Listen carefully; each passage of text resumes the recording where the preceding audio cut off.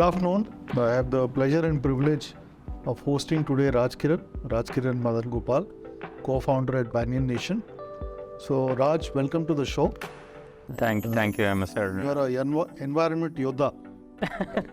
So unlike many of the other people whom I have met here, I think what you are doing is essentially profit with purpose, right? So look forward to the conversation.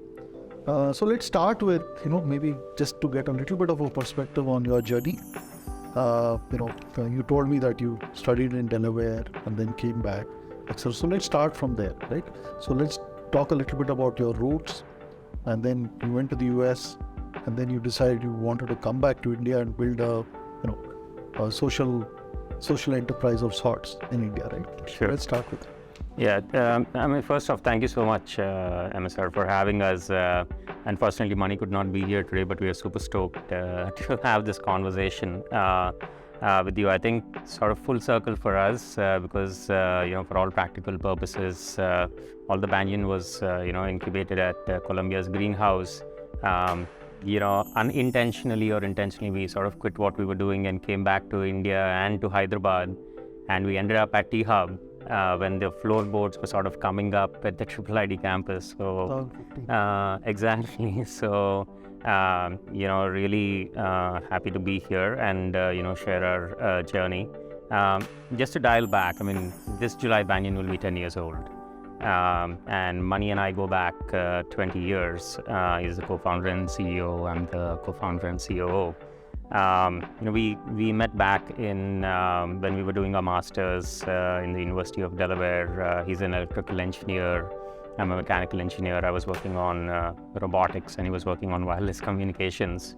And little did we know that we'll do whatever it is that we are doing today. The genesis for Banyan, I think it just stems from our sort of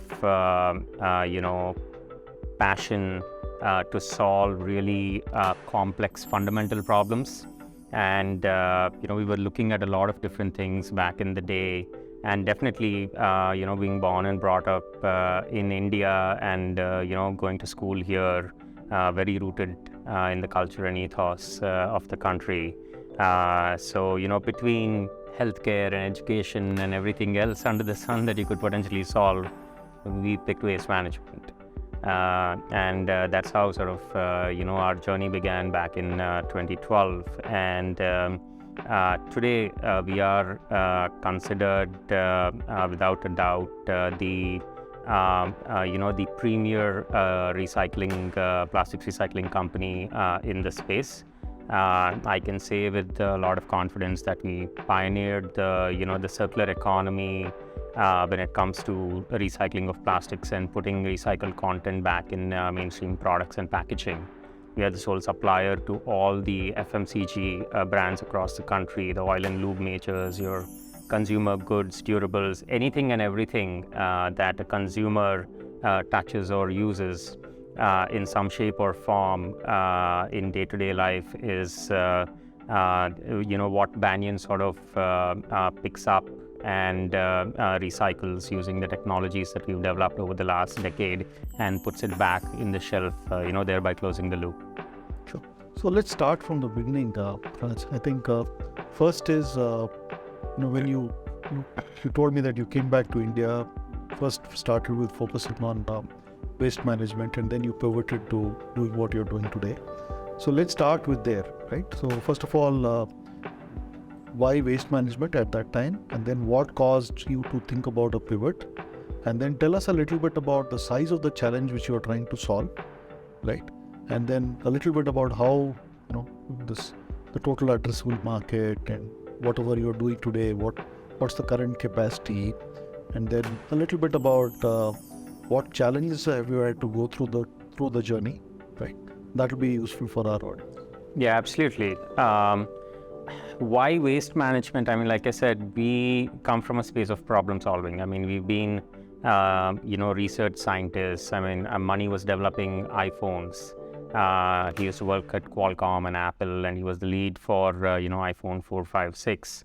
I was working for a mobile startup for over a decade, and we were really building these even back in the day, very pioneering, very cutting edge sort of solutions that would have a widespread impact. So we just come from that mind space, and we wanted to put all our time and energy into solving, like I said, all these fundamental problems that are impacting society in a big way, right? And waste management just happened to be one of the problems. It could have been anything, because Banyan is a purpose-driven company, and we were just looking for that problem to solve, and we felt that waste management was an important enough problem when nobody was really thinking actively about it. Back in the day, in 2010, 11, 12, there was only one position paper on with the waste management landscape in India. There was nothing. Even writing there was no data. Nobody knew what was happening, and even globally, I mean, we are not better off when it comes to the way we manage our waste or water or sanitation or anything for that matter. It's a misconception that the West does sort of better than us. Even when it comes to plastic recycling, when India actually collects over 70% of what we discard, and the West does anywhere from 15 to 25%.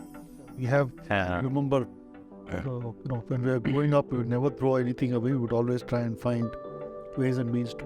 Exactly. I mean, this bottle, you throw this bottle and 10 minutes later, it's gone. It's like, it just disappeared into thin air. So there is this amazing, really intricate network and very extensive network of, informal collectors and aggregators and aggregators and aggregators and traders. This has been their livelihood for the last 30, 40 years, right? And starting with the Raddi Wala. Exactly, right? I mean, selling paper back in the day for a few rupees to go buy Pepsi Cola or whatever we used to do back then, right? So used to come home, have that weighing scale, or you used to go to the neighborhood shop and drop stuff off. So that's a general practice. And like you said, I mean, we also come from a culture of like reuse. Right? I mean, just as today you don't throw away your Swiggy or Zomato takeout containers, you'll try and use them as much as you can and finally discard it. It's the same principle and philosophy that we have as a country and as a culture, right? A culture of like reuse and repurpose and then eventually recycle. What the West is sort of espousing today, we've been doing it for donkey's years, right? So I think that sort of actually made our job easy in some sense because we could piggyback on this amazing network. And so when we came, and to your point about waste management and recycling and, where we sort of saw ourselves, I mean, waste management is a state subject, right? It's part of your civic responsibility of the state to sort of provide sanitation and all that for better health and hygiene. And so it's controlled by the state. Some amount of privatization has been going on in the last 2 or 3 decades, but by no means it's where the level of maturity where it is supposed to be. I mean, the West either, buries all the stuff that they are like collecting or burns everything. In India, scientific waste management is just sort of like picking up, starting to happen. I mean, we have a long journey. But where we felt that as problem solvers, we could really add value is, piggyback on this sort of intrinsic and intricate network of kabadiwalas, raddiwalas, and so on and so forth. And so we started building a lot of digital tools back in 2013-14 to basically understand the waste flows to cities. And once we started doing that and we mined all the data, what we realized is that whether it was paper, plastic, or metal, these were actually, high value. People understood what they were. They were already large companies like ITC and Tata Steel and, their, government bodies who are interested in all this. But when it came to plastic, it was like a vast ocean where it's like almost impossible for anybody, even today, to know, other than, oh, this is a water bottle or that is a shampoo bottle, what the hell is it made of? Right? What's the underlying chemistry? What's the polymer science? What can you do with it? And that's because there was no company like ours. Brands were really, really hesitant to, accept recycled plastic as a mainstream alternative to, prime resin or virgin plastic that a Reliance or a Haldi or a Gale puts out. We felt that that's what we should be focusing on, and here we are today, It was a right? white space. Absolutely. I mean, that was really wide space for us. I mean, even today you have like hundreds of mom and pop recyclers doing a lot of work, but not with the kind of technical competence or rigor that we sort of bring to the table. And we see this as and we operate in the non-water bottle, cola packaging sort of space, because that's only 10% of the market. It's 60%. Which is called polyolefins, which is all your shampoo bottles, conditioners, and all your household articles, even automotive components, even consumer electronics and durables. Everything is made out of polyolefins because very versatile. So how large is the 60%? 60% in terms of consumption, it's about 12 to 15 million tons per annum and growing. Okay. Just of virgin polymer. In terms of, we discard about 50-60% of it, so 6 to 8 million is discarded. And where does the discard? It goes. No, I mean, what goes into the landfills is what you typically are not going to recycle, or what's not recyclable, right? Your chips packets, your cookie packets, and anything and everything that is made out of multiple layers of plastic, metal, and other sort of materials to basically preserve and protect the product within the packaging and extend its shelf life. I mean, that's really the genesis of why we moved away from, say, paper or metal to plastic, because it's so versatile and it's so amazing. It's really the single-use nature of plastics that is the problem. It's not plastics itself. There is a big misconception that, plastic is bad, so let's ban plastic. And then what are you going to do? All your healthcare instruments, all your syringes, all your, vials, everything is made out of plastic, right? And obviously different diverse resins, grades, performance characteristics. But without plastic, the world's not going to be able to function the way it is. Yeah. So coming back, so let's go back to that question I asked you about. You said it's about $6 to $8 billion opportunity. Yeah, we see just on the polyolefin space where we are operating, we see it as a $8 billion per annum opportunity. And we are right now at a capacity of 12,000 tons, metric tons per annum, which is roughly like 1,000 tons per month. And in the next 24 to 36 months, we will be at 50,000 tons per annum. But you scratching a Absolutely. I mean, we need many more Banyans, like we always say, to sort of take on this gargantuan problem. But over the next decade, we see ourselves at about 100,000 tons per annum of full-scale capacity. And that is no chump change, because then we would be like in the top 10 recyclers worldwide at that kind of capacity in polyolefins.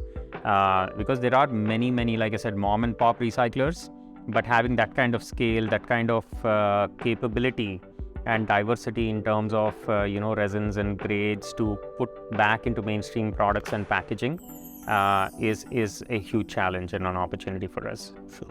So question, like obviously you're scaling from 1,000 tons a month, and you're saying from 12,000 you said you can probably get to about 50,000 and 100,000, yeah. So on. So if I were to ask you a hypothetical question, what's stopping you, given the nature of the problem, what's stopping you, Raj, from dreaming and saying, listen, we want to scale this to a much higher level than just 100,000? What Banyan is attempting to do at the end of the day is show to ourselves and to our stakeholders and to the world that recycling can be a very profitable and a very impactful business, right? So obviously in the journey from going from 0 to 1, I mean, if you want to build a car, you're not going to build a bike and then figure out a way to build a car. You rather focus your time and energy building a car. But here, it's a very capex intensive business, and it's absolutely unorganized, and it's going to be that way for the next 20-30 years, right? So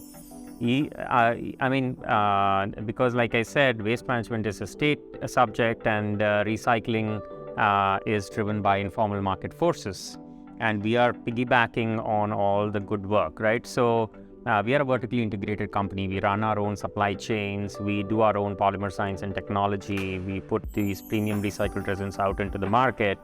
And the next frontier will probably be do our own packaging, right? Because there are so many brands coming to us, that all your D2C brands who only know about product and marketing and branding, they don't know about packaging, right? And people, the consciousness of each and every citizen, I mean, right from my daughter and son all the way to their grandparents, and it's a generational thing, right? Everybody's very conscious that shift is coming. The regulation is in place, many tailwinds.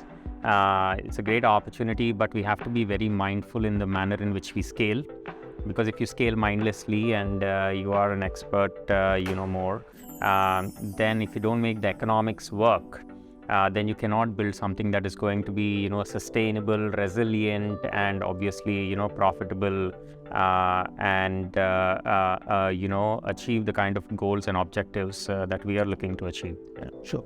So coming back, so talk to us a little bit about when you started, right?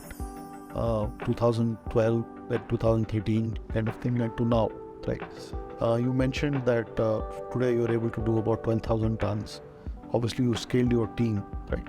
Yeah. Talk us a little bit through, what was the challenge in actually, first of all, getting other people to buy into this vision and come in and say, because it's tough space, as you said, kind of disorganized, so you're trying to put a structure to it, etc. So talk us a little bit through two parts.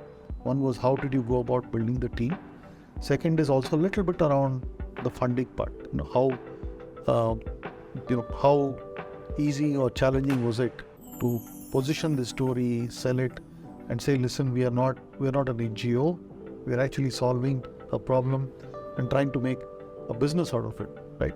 So talk us through those two parts. Yeah, absolutely. No, they're very relevant questions. Actually, I'll start with the latter and we'll go to the former. Actually, people ask us, why are we not an NGO? People don't ask us why. So we have the reverse problem. Because it's funny. About a few months ago, one of my relatives called me. We won. We keep winning these awards, and it always comes as a surprise to Mani and me that somebody actually cares about the work that we do. Other than we've been very fortunate with our customers and our investors and the team and everybody else. Right? It's like, are you making any money, or are you still trying to save the nation? It's a work in progress. So like, can you please make some money as well? So no, it's a very tough space. It requires a different level of maturity to actually go through this journey, right? I keep telling my teams and whoever wants to sort of come and work with us that unless you have the appetite to endure a considerable amount of pain and rejection, then you cannot be in this space, right? It's a daily grind. We have about 10,000 informal sector collectors, aggregators, traders in the network, and growing. We speak to people on a day-to-day basis. I have 40 people just on the supply chain, and that team is growing. I have another 60-70 engineers, polymer scientists, microbiologists, because we not only do polymer science and engineering, we do a lot of water management. We are a zero discharge facility, so we do pre and post treatment of water.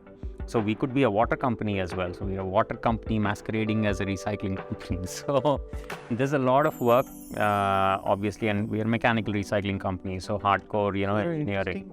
Mix of deep science and operationally intensive. Absolutely. So I want to understand how do you balance this, right? It's a complex beast, and the reason why I took that up first is that it goes to the funding and our ability to raise, right? When somebody hears this story and it's not like I'm not selling noodles, I'm not making ketchup. It's not like you have a few ingredients that there is a huge supplier base that's very mature, and I say I buy these ingredients and this is the formulation, this is going to be my finished product, and I comply with all sorts of standards, and bam, I do all my marketing, branding and all that, right? So it's like vertical integration is the only way that we sort of realized over the very early on.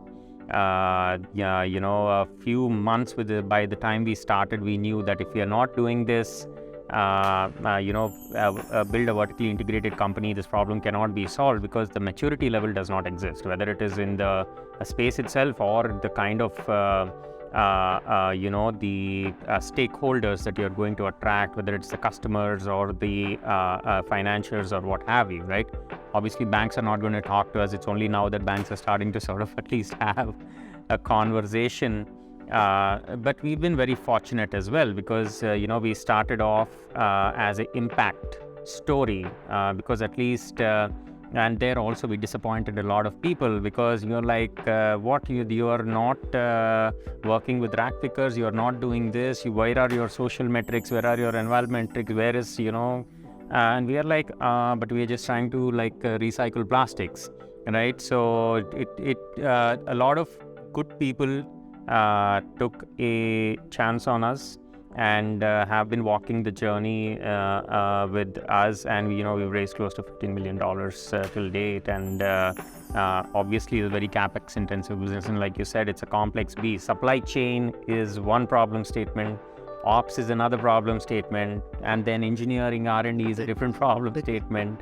And then all the branding, marketing, evangelism, and giving people that comfort, that sort of frustration-free, frictionless experience, because you're talking about brands that are worth like billions and billions and billions of dollars, who are for the very first time in their journey, in the brand's journey, putting recycled content in mainstream packaging that has food, not only human contact, but potentially food contact as well, because we are also qualified for that for certain streams, right?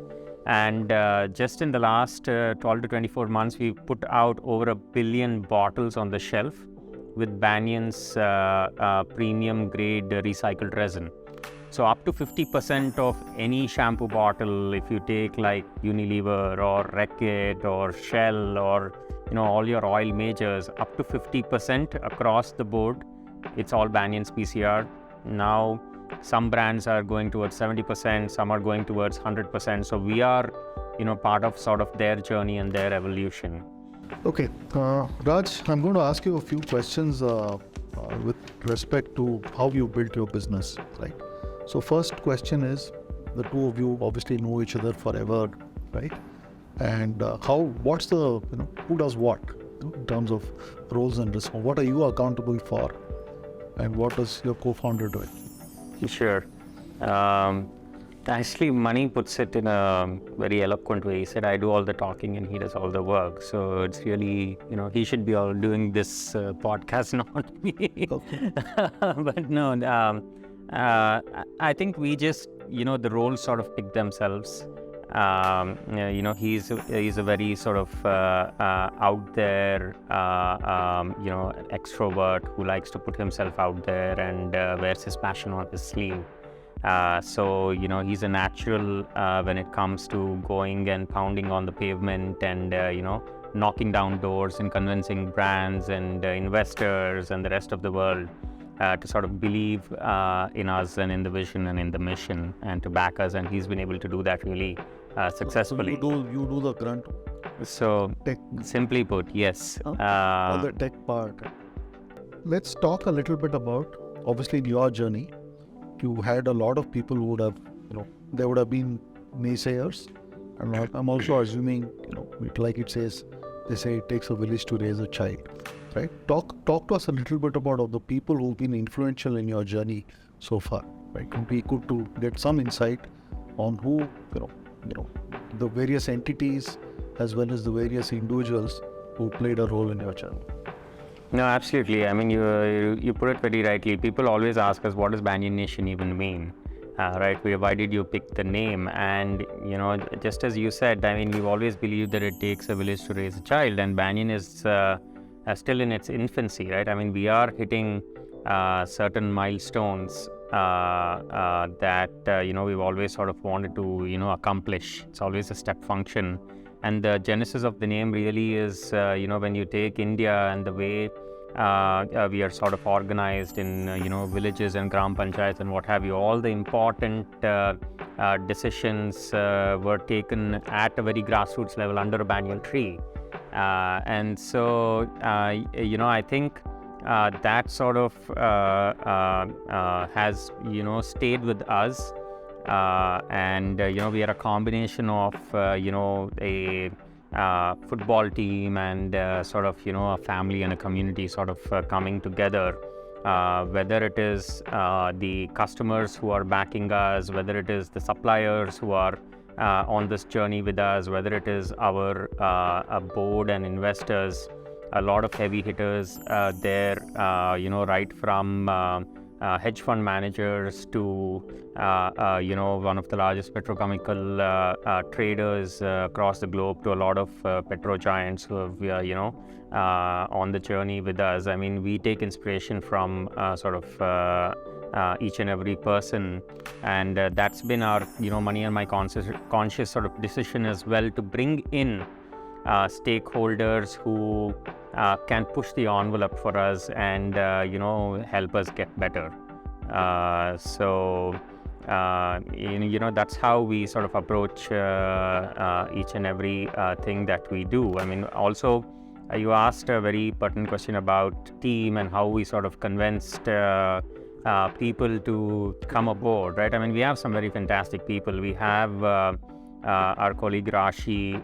She's also a Columbia grad. I mean, she was the one who helped us raise our first round of investment, and then she sort of jumped ship from being an investor to being part of this journey with us. She's been there for the last 8 years. The guy whom we don't speak enough about, but who really took a chance on us, is Venkat. He's the guy who heads the supply chain.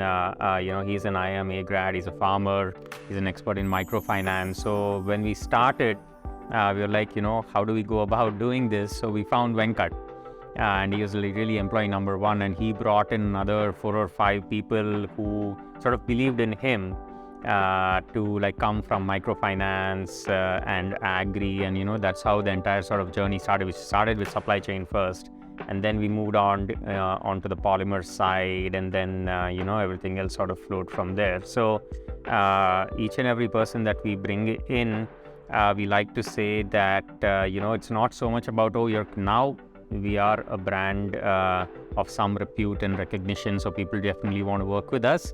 But by and large, it's like, we give everybody a blank slate, and we're like, it's up to you what you make of it. If this is for you, then we are happy to have you, because obviously everybody brings certain competencies and experience and exposure, and we want to leverage all that. But in Banyan, everything is more or less a hard reset for everybody who comes in, because there's a certain mental model everybody comes with, and then they have to sort of go through that journey themselves, and we are there to help. But we are only facilitators, so to speak. So Raj, you obviously had a connection with T-Hub, right?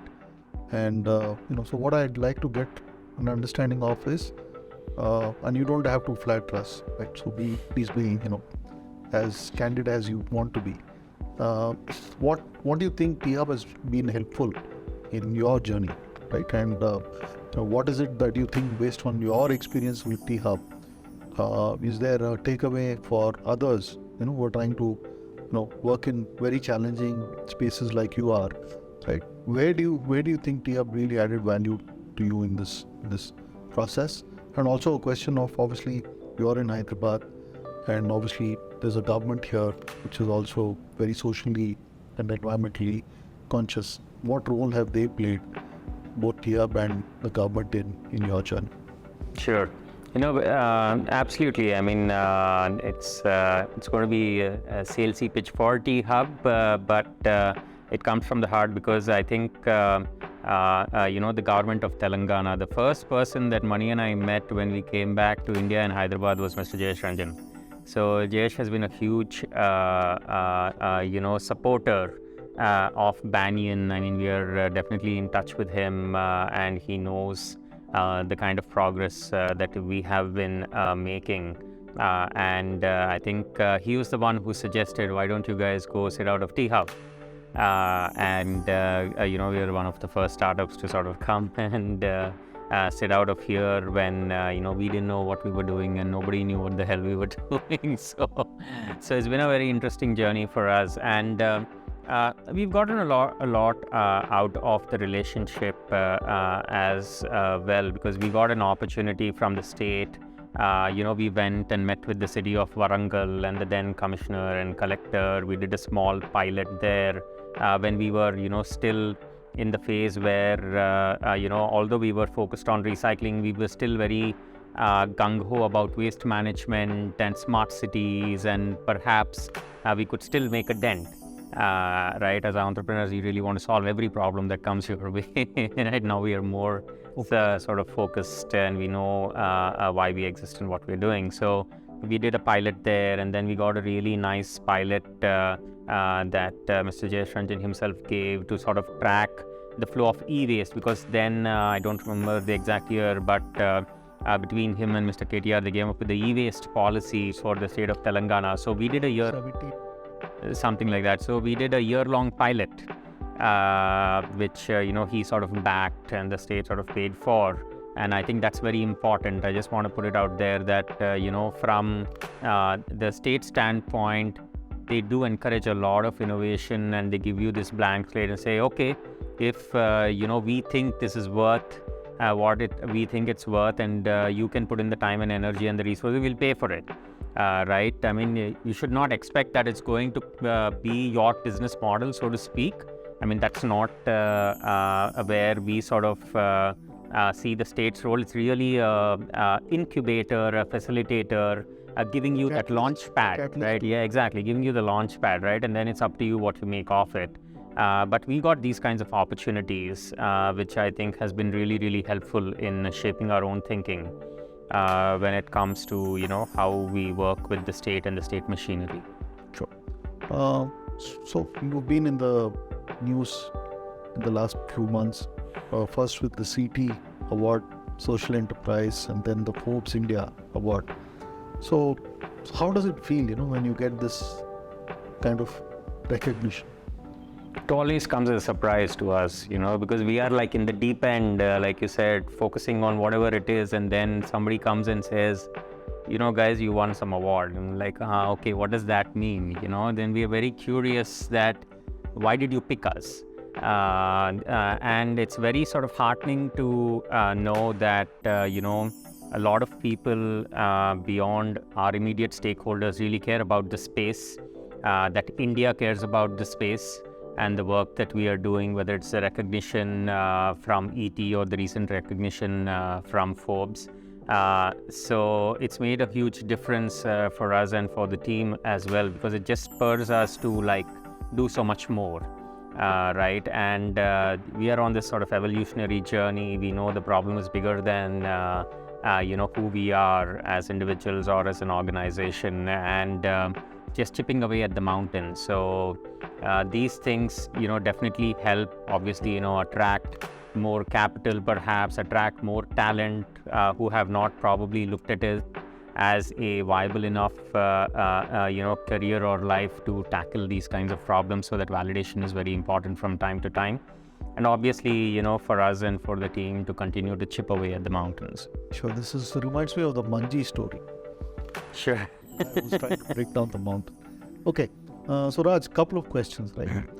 One is, in terms of what keeps you awake at night, like one. And second is, what does a typically good day for you look like? And what does a bad day look like? My kids keep me awake at night. I mean, more than, if it's not Banyan, then it's my kids. But jokes apart, I mean, we are very restless as a group. I mean, it's not just Mani and me, but, there's so much going on. There's so much fire in the belly. There's so many problems to solve, so many fires to fight. And we definitely let some fires burn because that's what sort of keeps the engine of growth going. You don't try and solve each and every problem that comes your way, otherwise it's going to consume you as entrepreneurs, right? Creative ferment. exactly. So, but every day is a new day. It's just reset, rinse, repeat, and try to do better. We just sort of, living in the moment, focused on what we are solving. A good day, you probably already know this. I mean, they say entrepreneurship is a series of lows with intermittent highs, right? So that's our journey on any given day. So we just take all the punches that come our way and give back a few where it's required. But I think we are sort of horse with blinkers. I mean, eyes and ears firmly on the ground, listening to what everybody's saying, absorbing what we can, throwing away what doesn't make sense, and just keep going at it. So. Sponge. Okay, so one last question from this side. You said your kids keep you awake at night. So let's talk a little bit about work-life balance. Sure. What do you do to de-stress? Family is everything for me. So, obviously, Banyan consumes me, so it's very hard to separate work from life. It's everything. I don't actually, personally, I don't espouse work-life balance, so to speak, because I think that's a wrong way to sort of look at it. It's who you are, right? What you're doing is who you are. You take a bit of yourself everywhere that you go. So compartmentalizing is only going to create more friction. It's not going to put you and other people at ease. So I wanted to ask you this question because this is something which I think we tell entrepreneurs that work and life is you, right? So everything you do. So I think so happy to hear you kind of vindicate what I've been trying to say. Yeah, no, absolutely. We are in everybody else's lives and they are in our lives, right? It's an open book. It's only if you have that level of sort of transparency and comfort and trust and integrity that you can weather the storms that come your way, because there continue to be many. Many in the last decade, and we always like to say that the worst is yet to come. Right, so we can talk about a lot of macro and micro trends here, but if you have that sort of mental model, I think you can enjoy the journey so much more. So one last question on this. So you talked about scaling production capacity and all of that, but keeping that part aside, so let's say if I were to ask you to do some crystal ball gazing, let's say the next 5 years, where do you see yourself? So for us, like I've said, we've been very lucky, and we've been able to hit these milestones and hit a few out of the park as well. I think securing our pole position in the market, taking what we are doing to the next level. It just we've just recently doubled our capacity. Now we're at 12,000 tons per annum. By 2025 getting to overall capacity of 50,000, and then eventually to 100,000. Really, we are blinded by that, while all the good things that come with scale, because we have many pillars with being vertically integrated, but being by far the most trusted recycler in this space in Asia Pacific and beyond is what Mani and I and the rest of the team are hyper focused on. And now that we are at this inflection point, I think it's very important for us to sort of not only keep at it, but also out innovate, outthink, and beat anybody and everybody who's sort of coming into this space now, and at the tinkering stage, right? We've already proved beyond reasonable doubt that recycling and the use of recycled plastic in mainstream products and packaging can be done, very viable. Doing it profitably, doing it mindfully, and doing it at a scale that can make an outsized and lasting impact is what we are going for. Sure. Okay, thank you, Raj. It's been a real pleasure. I've learned so much from this conversation, and I hope the story of how you picked up a really challenging problem solving it at scale, and still figuring out how to make money is something which I'm sure will inspire many of our entrepreneurs. Thank you. Thank you, Amsa. Thanks for having me. The coffee is cold.